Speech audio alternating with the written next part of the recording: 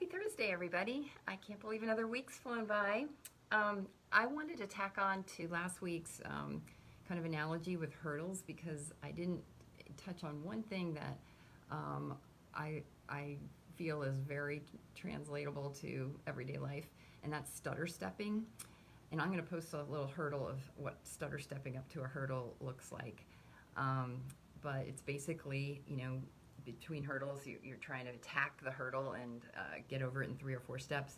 But in somebody who's not super confident about attacking that hurdle and going over it, their brain goes, wait a second, I don't have my footing right. I'm not going to put my foot in the right place to be able to get over it. So I take all these little tiny steps, and then it just, slows off your pace, and you may even not make it over the hurdle. But that's so translatable to things that are going on, with any fear you might have. I'll give the example of making a phone call, in your business, maybe to somebody you don't know that well, and you may be should I call them? Should I not? And then you back off and you waste time and go back and forth, and that's kind of the stutter stepping I'm talking about.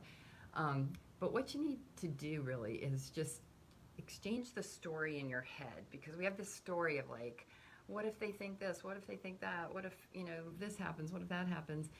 Where if you flip it and say, what if this positive thing results? And what if, all these benefits happen because you took that one step? That's huge. I feel like that is a big part of why we hold back on, trying new things, experimenting and changing our mindset to be more open to new possibilities, new opportunities. Just because you didn't do it before doesn't mean you can't. So I just say, feel the fear and do it anyway. Write down your fear so you address it and it's real. And then, help yourself to stop stutter stepping through the next thing. Hey, Crystal Simmons, love you, girl. You can even, you're too funny. You can even just do it. Like sometimes, for example, one of the reasons I'm doing these Facebook Lives is because I don't like going live on social media. And so I am feeling the fear and doing it anyway.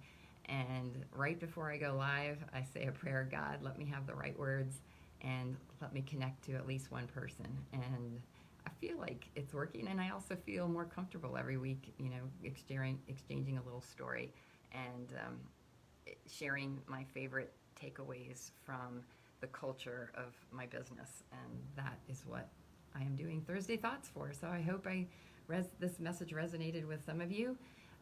Write down something you're really afraid to do and write out the steps you need to attack that.